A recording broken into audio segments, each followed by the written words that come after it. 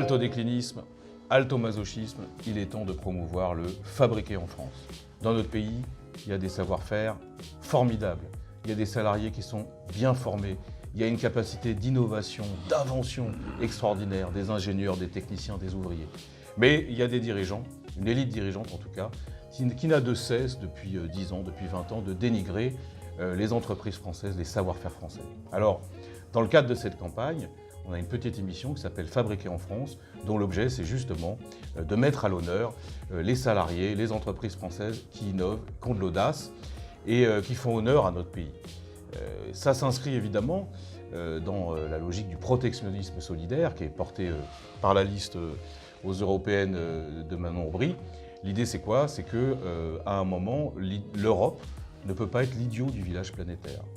Les États-Unis se protègent, la Chine se protège, le Japon se protège, le Brésil se protège, et nous serions le seul continent à ne pas vouloir promouvoir et défendre nos entreprises et nos travailleurs. Émission exceptionnelle, c'est la dernière. Invité exceptionnel, Monsieur Jean-Luc Mélenchon, à ma droite pour une fois.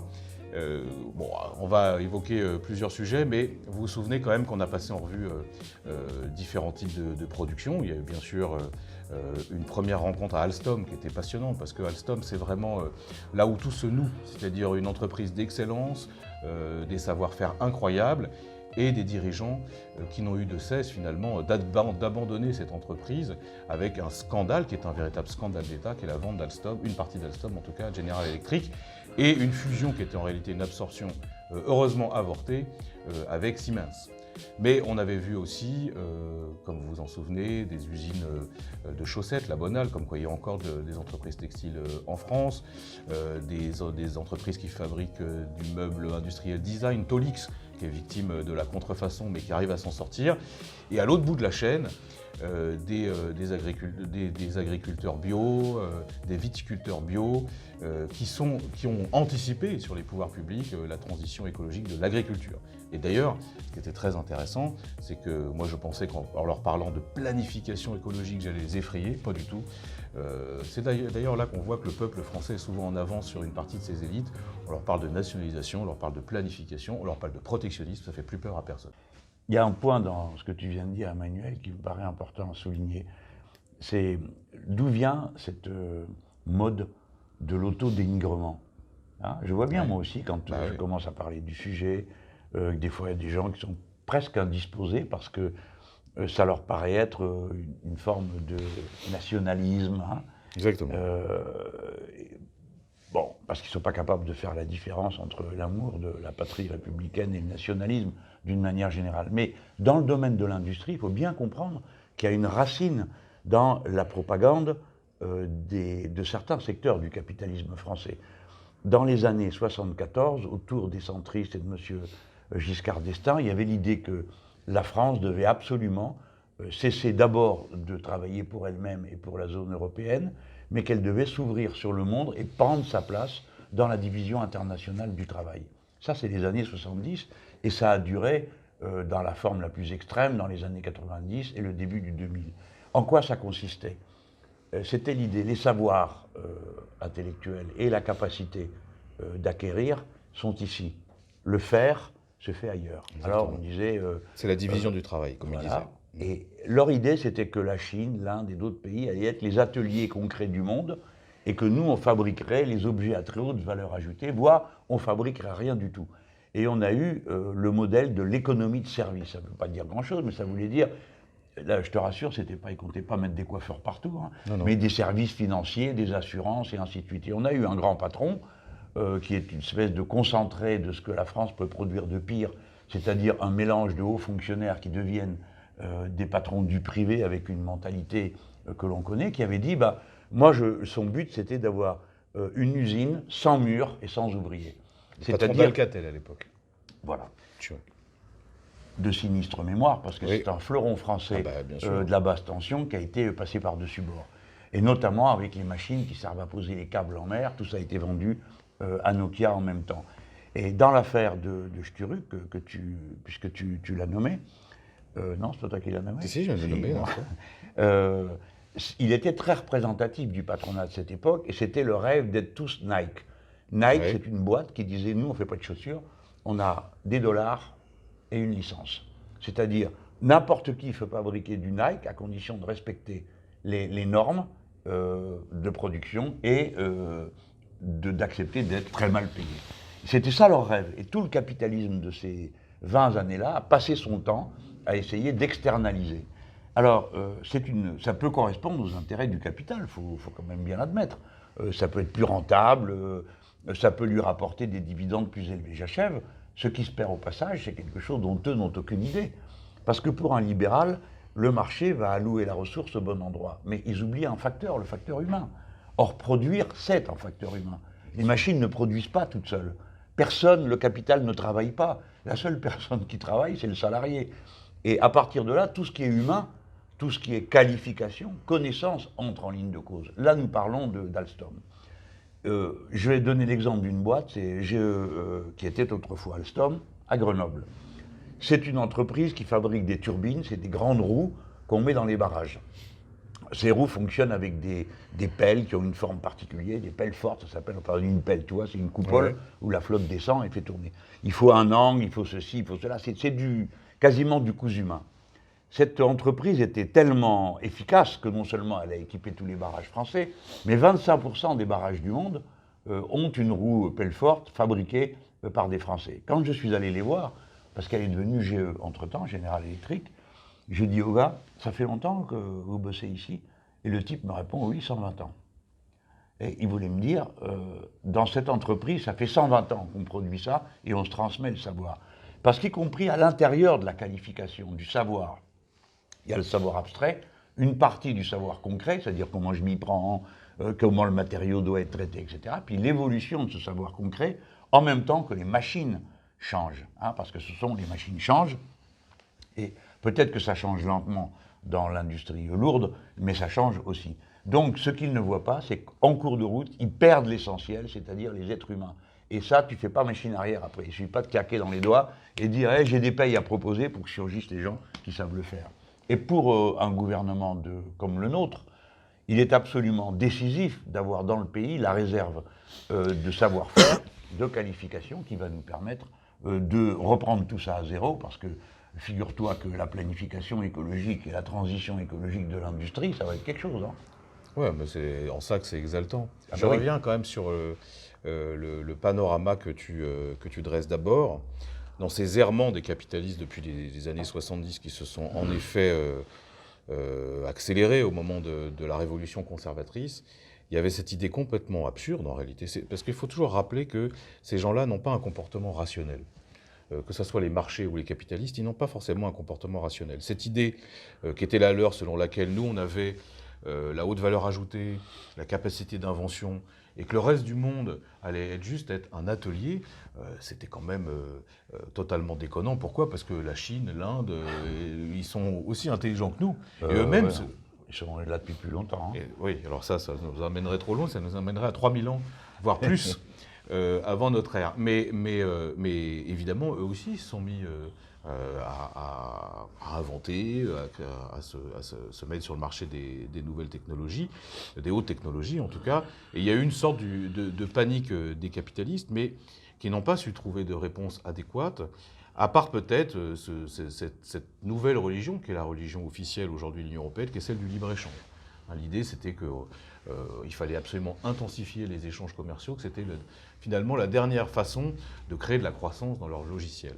Et je reviens aussi sur autre chose, parce qu'il y a un décalage quand même entre un tout petit nombre de gens, on pourrait nommer élite, mais je ne vois pas en quoi ils représentent une élite, dont Macron est d'une certaine façon l'incarnation chimiquement pure, c'est-à-dire la synthèse entre la noblesse d'État, enfin il s'appelle comme ça, et les élites néolibérales, et qui a une vision finalement assez abstraite de l'économie réelle. Et eux sont profondément hostiles, presque génétiquement hostiles au patriotisme économique. Ils considèrent que, déjà le patriotisme, ils ont un rapport compliqué au patriotisme, parce que pour eux, aimer son pays, c'est déjà être nationaliste. Ensuite, il y a quand même quelque chose de l'ordre du défaitisme, de la résignation, qui consiste à dire systématiquement, au début, La France, c'est une puissance moyenne, c'est une puissance en déclin. Et donc, forcément, il faut se soumettre à d'autres. D'où les milliers d'articles sur le modèle allemand, le modèle ceci, le modèle américain, qui consistent systématiquement à dénigrer notre pays, alors qu'il suffit d'aller à la rencontre des gens, des ouvriers qui sont très qualifiés, des entreprises, pour se rendre compte que c'est tout sauf ça. La France est une magnifique puissance économique, industrielle, avec des chercheurs. Il faudra en parler, de la recherche aussi. Quand on voit comment les gouvernements successifs, les uns après les autres, ont sabré dans les crédits de recherche, quand on voit les conditions de travail aujourd'hui au CNRS ou dans plein d'autres organismes, alors qu'on a des mathématiciens géniaux, des physiciens formidables, des écoles de formation incroyables, ça aussi, ça fait partie de ce défaitisme qu'on doit combattre. Et d'ailleurs, moi, c'est ça que je retiens aussi de cette campagne, c'est qu'on a quand même, contrairement à la caricature, insufflé un vent optimiste et positif qui consiste à dire faites confiance en vous-même et faites confiance en la France parce qu'on a largement de quoi aujourd'hui rayonner, et pas seulement rayonner intellectuellement ou politiquement, mais aussi rayonner économiquement dans l'Union européenne et même dans le monde tel qu'il est aujourd'hui. Moi, je me suis beaucoup interrogé sur leur psychologie, leur mentalité, de ce que tu appelles, on appelait comme ça par rapidité les élites. En réalité, à mes yeux, ce ne sont pas des élites. Non, bien sûr. Parce que tant de bêtises accumulées, tant d'erreurs, tant de désastres. Mais il y a derrière tout ça une grande logique. Il s'agit pour eux de fabriquer le grand marché unique du monde, à l'intérieur duquel les marchandises circuleraient librement et les gens resteraient dans des cages nationales, sans pouvoir se protéger des effets que ce nivellement de la production donnera. Que ce soit par les goûts qui sont refaits, je veux dire, il y a un goût mondial pour le vin, par exemple, il est fabriqué, c'est un archétype, des goûts mondiaux pour ceci, des goûts mondiaux pour cela, même des apparences physiques mondiales, on le voit dans les revues qu'on peut feuilleter. C'est-à-dire que le capitalisme ne se contente pas de produire les marchandises, il produit aussi les consommateurs de ces marchandises. Oui, il y a une forme d'uniformisation. Voilà. Mais eux, revenons à ceux qui dirigent et qui décident, cet objectif les conduit à être hostiles à tout ce qui ressemble à une volonté de relocalisation. Il n'y a de bon positionnement pour eux que celui qui permet de profiter de la plus grande différence de salaire ou de la plus grande différence en défaveur de la protection de l'environnement, c'est-à-dire partout où ils peuvent le plus facilement externaliser les coûts de production. Alors, j'ai des ouvriers, oui, mais si ils sont malades, je dois avoir le droit de les foutre dehors. Et si jamais il faut les soigner, c'est pas moi qui m'en occupe. Ils doivent venir à l'usine, peut-être bien, mais débrouillez-vous pour qu'il y ait une route, parce que c'est pas moi qui m'en occupe. Donc, la production capitaliste externalise la plupart des coûts de la production elle-même. Elle n'en garde qu'une toute petite partie, celle qui consiste à faire travailler les gens. Et là, même à l'instant où la personne met ses mains dans la machine ou dans l'objet, le capitaliste ne voudrait compter que le moment qui produit quelque chose. J'ai été frappé dans le débat sur la loi sur les 35 heures, de l'intensité de la volonté de rabioter. Alors, ils voulaient compter dans le temps de travail, nous on voulait compter toute une série de choses, alors eux, ils voulaient montrer qu'ils donnaient très largement. Donc, ils voulaient en retirer du temps de travail payé, les pauses pipi, les pauses casse-croûte, et ainsi de suite, c'est-à-dire tout ce qui correspond à l'humanité du salarié. Il y a donc une cohérence absolue, mais là où je te donne 1000 fois raison, je pense que c'est la bonne façon de présenter les choses, c'est que ces gens ils n'ont que la rationalité de leur propre système, mais ils n'ont aucune rationalité sociale, parce que tous, ni environnementale, maintenant nous le savons. Surtout. On ne le savait pas. Oui, on ne le savait pas. Non, il y a une génération, il y a 2 ou 3 décennies, bien sûr on pensait qu'il y avait un problème, mais personne n'imaginait qu'on en serait au point où nous voici rendus hier à Mexico, où on a arrêté tous les chantiers de Mexico parce qu'il tombait du ciel une étrange matière qui couvrait le sol comme une espèce de neige noire, et le président de la République a décidé que les enfants ne devaient pas aller à l'école et que tous les chantiers étaient arrêtés. C'est-à-dire qu'on est arrivé dans une phase de la catastrophe climatique qui est entièrement et exclusivement attribuable à la manière avec laquelle nous produisons et à la désinvolture avec laquelle on externalise les coûts de production. Si dès le premier jour on avait dit, écoutez, vous balancez combien de CO2, alors vous allez nous nous arranger ça avant que ça soit dans l'air, nous n'aurions pas le problème que nous avons aujourd'hui. Mais dès le premier jour, on a dit on s'en fiche, c'est pas à nous de payer ça, disaient les grands patrons. Donc quand tu parles de relocalisation, il faut bien que tout le monde comprenne que c'est la seule attitude écologique soutenable. Si nous ne relocalisons pas, nous continuerons à transporter d'un bout à l'autre de la planète des marchandises inutilement, comme le dit notre camarade Kamel qui est sur la liste, hein, le routier. Ouais. Il dit moi c'est terrible, j'arrive de Paris avec un camion, il y a du jambon, je vais à Parme et je livre le jambon, et à Parme je remonte du jambon. Hein. Il est vrai qu'entre-temps le cochon est devenu du jambon, et puis en étant traité à Parme, il est devenu du jambon de Parme. Voilà l'explication de ce grand déménagement. Mais la nouveauté, c'est qu'ils se mettent à faire déménager les personnes dans des conditions extrêmement tragiques. Par exemple, 20% de la population roumaine a quitté la Roumanie. Ouais. Une bonne partie étant travailleurs détachés. Les Roumains gagnent plus en venant en France qu'en étant en Roumanie, à condition d'être traités comme des animaux, ce qui est le cas sur les chantiers, c'est-à-dire très mal. Et quand il y a quelque chose à faire en Roumanie, comme les bons ouvriers sont partis en France, alors il faut en trouver ailleurs. Il faut donc venir des Ukrainiens, qui eux coûtent au salaire moyen 130 €, hein, le SMIC. C'est moins qu'un Chinois, hein, ouais. Un Ukrainien. De toute façon, c'est toujours moins. Oui, il y a une sorte de dynamique qui fait que les Chinois deviennent même trop chers, on fait appel aux Vietnamiens qui eux-mêmes sont trop chers, on va au Bangladesh, et l'idéal ultime, en réalité, des capitalistes d'aujourd'hui, revient presque au servage, au esclavage, puisque seul compte le coût. Mais ce qui est très important dans ce que tu dis, c'est que quand on parle de protectionnisme solidaire, il faut bien voir que c'est une méthode pour revenir à cette nécessaire et indispensable relocalisation. Quand on dit relocalisation, ce n'est pas juste parce que par trouvaille intellectuelle, c'est parce que d'un strict point de vue environnemental, ça devient d'une urgence absolue. Il y avait l'urgence sociale et économique qu'on voyait bien, hein, parce que les délocalisations ont fait un mal fou à notre pays et notamment à tout l'est de la France. Mais aujourd'hui, confronté qu'on est à cette situation d'urgence écologique, ça devient la seule façon de s'en sortir. Pourquoi on parlait de rationalité tout à l'heure, mais qu'est-ce qu'il y a de rationnel et de soutenable dans un système comme celui qui est à court aujourd'hui, qui consiste à cueillir des tomates toutes vertes en Europe, on les fout sur des cargos, elles sont transportées jusqu'en Chine le temps de mûrir, elles sont transformées en Chine, et ça redevient de la sauce tomate qu'on réexporte en Europe. Ça, on est dans un système, mais on pourrait parler du cabillaud, pareil, qui est pêché en Atlantique Nord, qu'on congèle, qu'on balance en Chine, qu'on conditionne en Chine, et qu'on réexporte après en Europe. Ben ça, c'est pas seulement le grand déménagement du monde, c'est un système qui court à sa perte. Là où moi je serais quand même optimiste, et d'ailleurs c'est peut-être le vrai débat idéologique qui nous oppose aux macronistes, c'est que moi je ne pense pas que Macron soit le début d'une nouvelle ère. Je crois qu'au contraire, il clôt un cycle, qui est le cycle néolibéral, libre-échangiste. Et qu'on est en train, alors c'est pour ça qu'on est dans le tâtonnement, c'est pour ça que le climat est parfois difficilement palpable, le climat politique, mais on est en train de changer complètement d'air.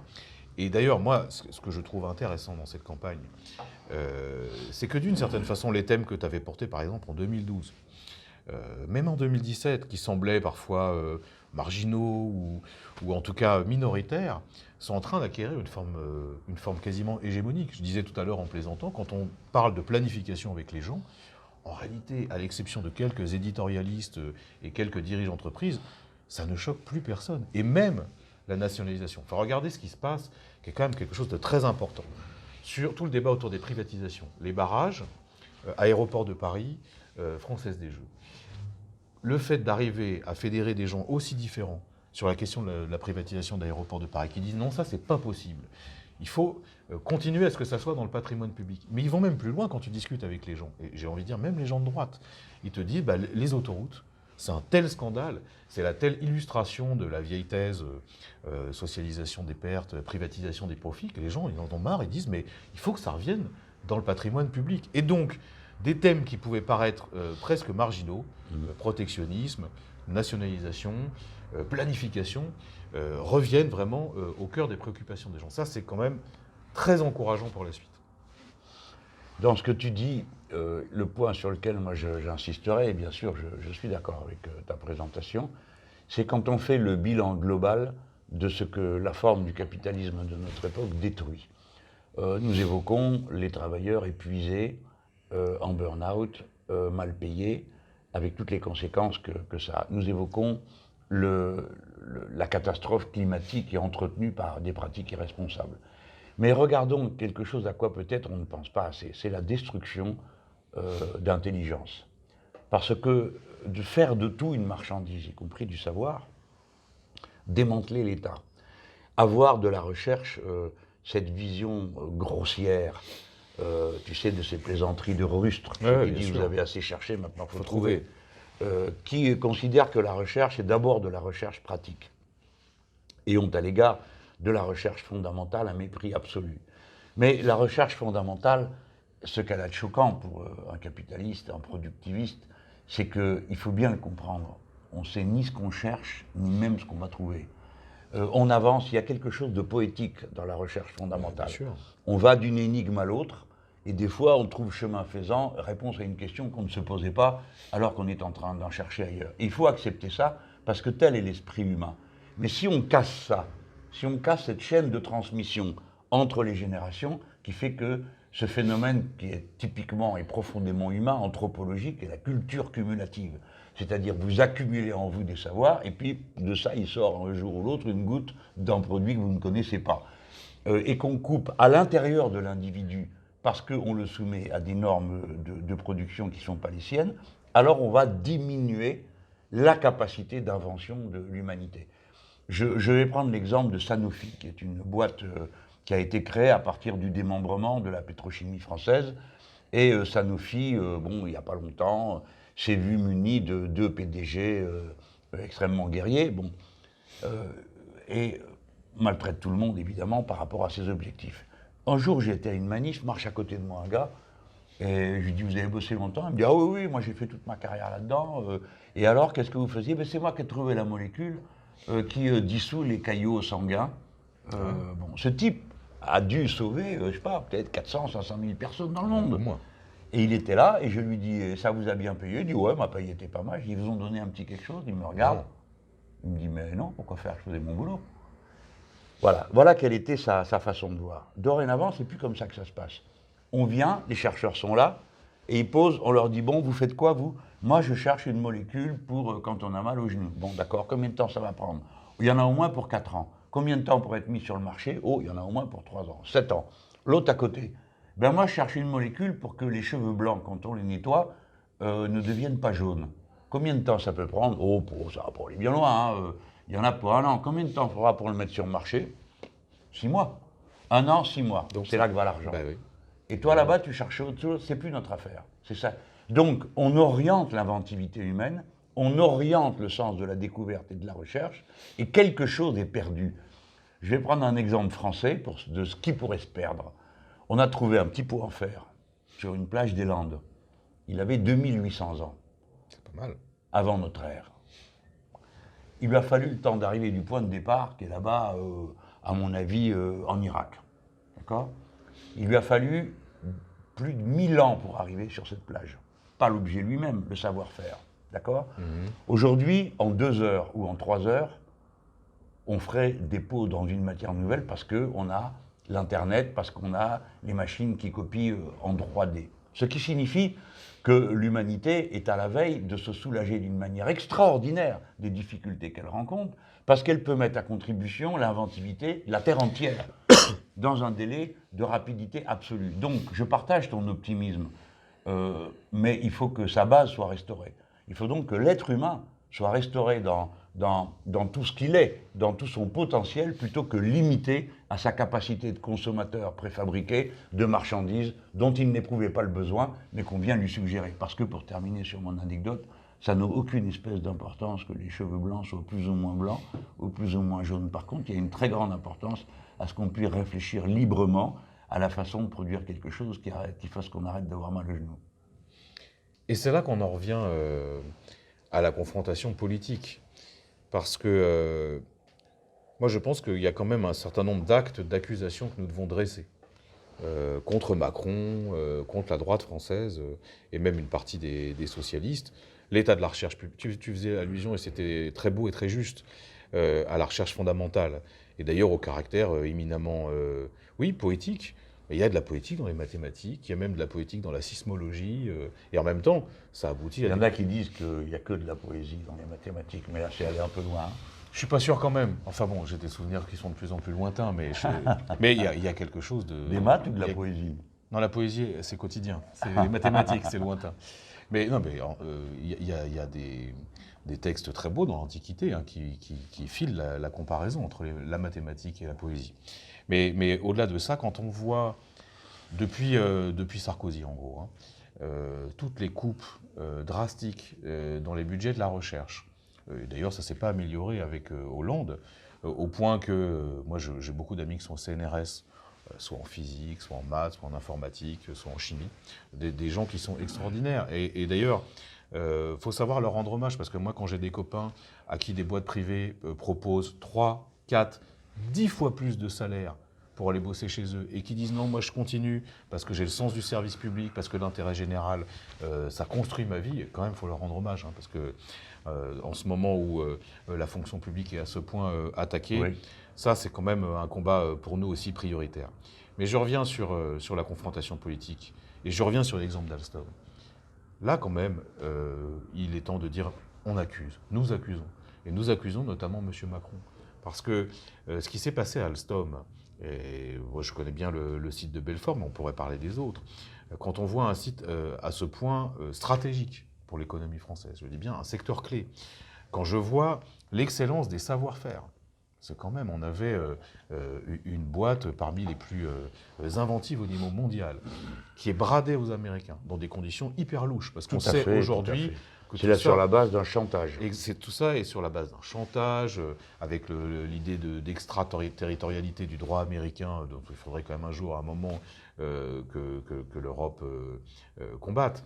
Mais quand on voit comment on a vendu une telle entreprise d'excellence à des Américains qui se sont engagés, et les pouvoirs publics à l'époque ont fait mine de les croire, qu'ils allaient restaurer l'emploi, embaucher, alors qu'on sait qu'aujourd'hui, et notamment sur le site de Belfort, il y a concrètement des menaces avec des centaines de licenciements qui seraient prévus. Moi, je parle de trahison. De la même façon que quand monsieur Le Maire nous a expliqué avec quasiment des trémolos dans la voix que c'eût été formidable de créer un géant européen en fusionnant ce qui restait d'Alstom avec Siemens, alors qu'en réalité, d'abord, ils sont pas complémentaires, ils étaient en concurrence.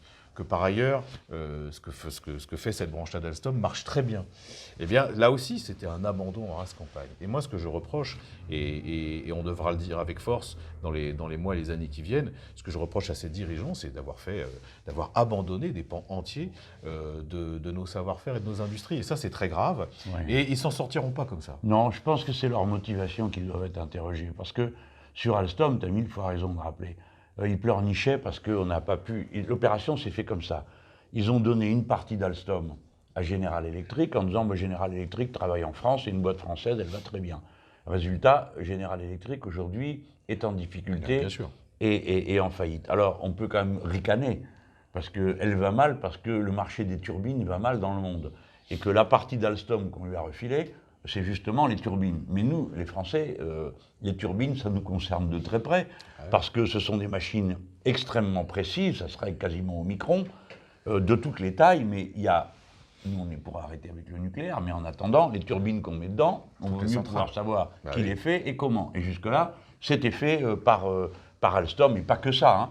Les turbines des sous-marins, et ainsi de suite. Ouais. Bon, ils refilent les turbines, patatras, c'est justement cette partie-là du marché qui s'effondre. Et ils donnent d'Alstom le transport, et c'est justement cette partie-là qui bondit. Donc, puisque ce sont, paraît-il, des super cerveaux et des super esprits, on est quand même frappé de voir que leur décision est mauvaise de A jusqu'à Z. Et le résultat aujourd'hui, qui finalement fait sourire, c'est qu'à un moment donné, on a eu un Premier ministre qui avait dit Alstom, ça ne vaut pas un franc, de l'époque. Hein?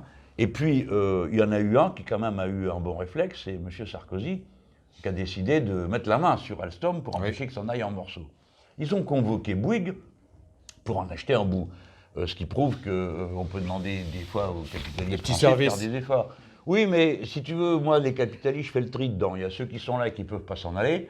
du genre Bouygues parce qu'il construit des bâtiments. C'est impossible de délocaliser la construction d'une autoroute autour d'un immeuble dans Paris et le faire fabriquer à Shanghai. Ça, c'est pas possible. Alors, avec cela, on discute. Le gars, il met des sous avec la certitude que tant d'années après, on lui rachèterait au niveau de... Et quand il s'agissait de vendre, on lui a dit « Ah ben monsieur, vous allez faire 500 millions de bénéfices, c'est pas mal. » Alors il commençait à dire « Vous m'avez promis, il faut le faire. » Et puis voilà, tout d'un coup, le marché change, et que cette année, Alstom, transport, qui devait être dans la catastrophe, dans le rouge, avec des problèmes de toutes sortes, Ça lui rapporte beaucoup d'argent. rapporte beaucoup d'argent, au point que M. Bouygues a gagné 3 millions avec ses actions placées chez Alstom cette année. Plus que 3 millions. Non, mais cette année, c'est 300 millions. Pardon. 300 millions. 300 millions.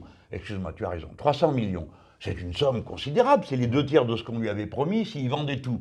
Donc, cette année, il a fait 300 millions. Il peut espérer que l'année prochaine, il va encore en faire un beau texte. Donc, ces gens qui ont pris ces décisions se sont trompés tout le long. J'ajoute que, non seulement tu as raison de dire qu'ils sont en concurrence, mais la vérité, c'est que Siemens ne sait pas faire des bons trains.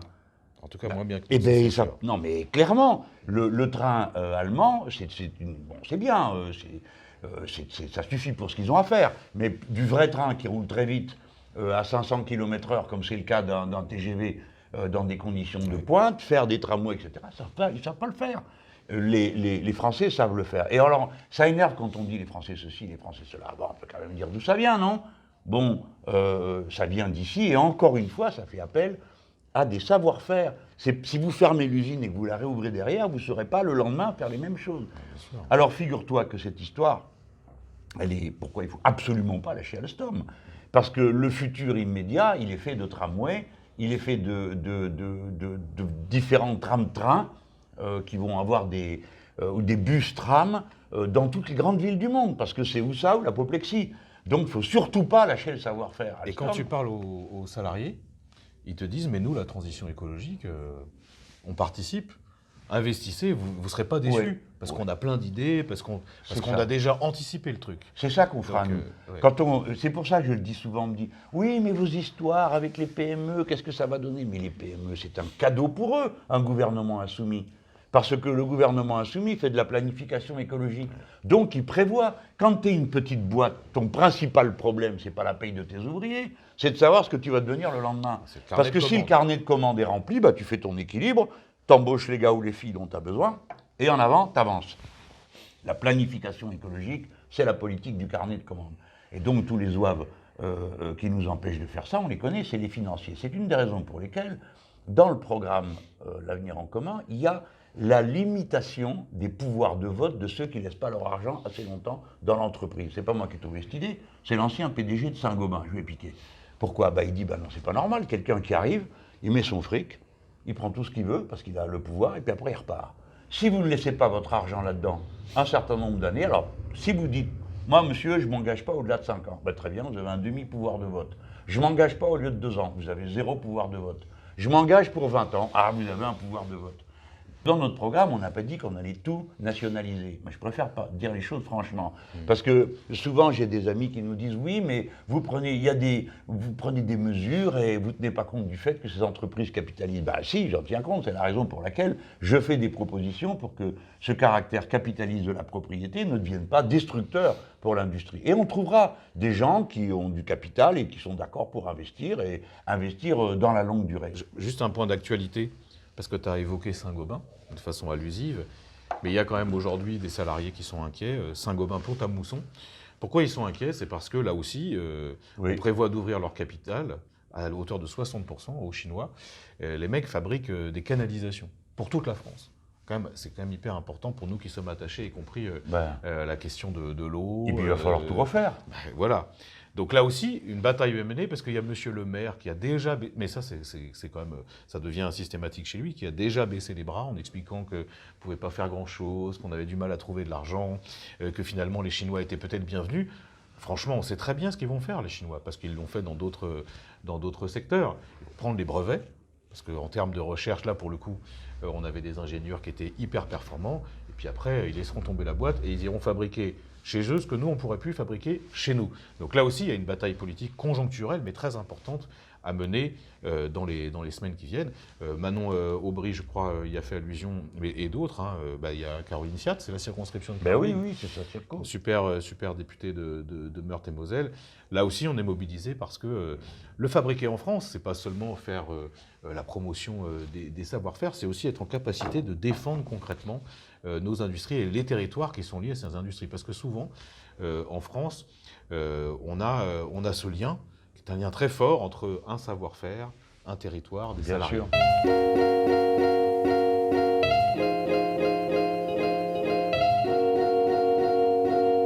Bon, je crois qu'il faut que tout le monde comprenne bien ce que nous autres, les Insoumis, on est en train d'essayer de faire avec cette liste qui est composée de gens extrêmement divers, mais qui amènent tous un talent particulier pour tenir un dossier particulier. Alors évidemment, c'est une commission qui a créé cette liste en se donnant pour objet de réunir, notamment dans le début de la liste, des gens qui sont des combattants d'une ligne de front. Alors évidemment, ils feront tous pareil, quels qu'ils soient. De toute façon, ils voteront contre tous les traités de libre-échange, ils voteront contre tous les traités qui vont à la guerre avec l'OTAN, mais ça, c'est la partie commune. Après, ce que chacun apporte a une très grande importance. Que ce soit Manon Aubry dans la lutte contre la fraude fiscale, parce que c'est très important, il y en a pour 1000 milliards dans toute l'Europe, ou des gens comme Marina Mesure contre le travail détaché, il s'agit de mouvements de population considérables, mais la place de chacun est aussi sur un dossier. La place d'Emmanuel Morel, c'est que c'est celui qui a la compréhension la plus profonde et la plus affinée de ce que signifie la question de la relocalisation de la production. C'est pas juste une affaire de patriotisme micro-local quand il y a une usine qui s'en va. C'est une vision globale de la raison pour laquelle la relocalisation de la production est la contribution la plus importante à la transition écologique, et que pour ça, ça présuppose l'existence d'outils, de machines, d'investissement et de savoir humain. Et que si vous coupez quelque part la chaîne qui réunit tout ça, vous la coupez entièrement et vous la détruisez. C'est ça qui va être son rôle. C'est faire attention à toutes les questions d'industrie, à tous les règlements, toutes les directives qui passent en Europe pour être le lanceur d'alerte.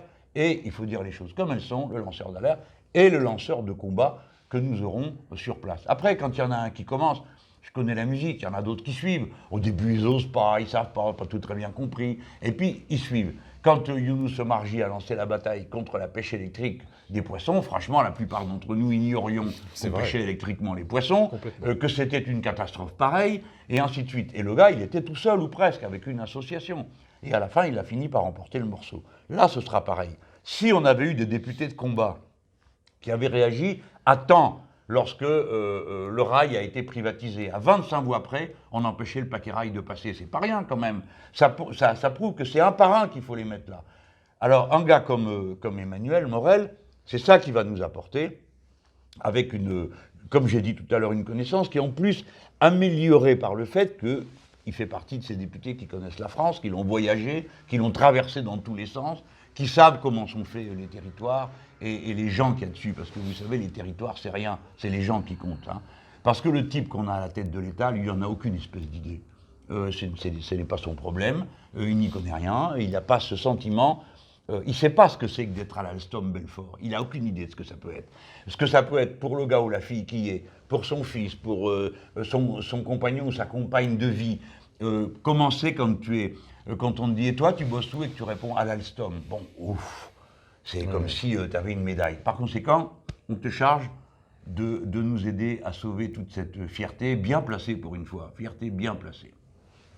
La fierté, ça sera le mot de la fin, parce que non seulement moi je suis fier d'être sur la liste conduite par Manon Aubry, mais je suis fier aussi, tu disais traverser la France, c'est vrai que moi je ne conçois pas les campagnes électorales et même au-delà sans avoir ce sentiment quasi charnel géographique du pays et de ses habitants, parce que tu as raison, c'est impossible de séparer les territoires des habitants, encore qu'il ne faut pas négliger les paysages.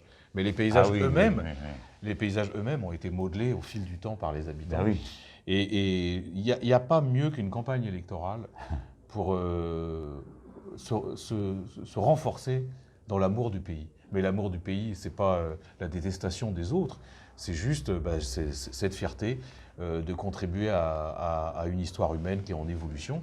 Et moi, je ressors de cette campagne renforcé par ça, et puis très optimiste, parce que je pense qu'on a encore de grandes choses à faire ensemble.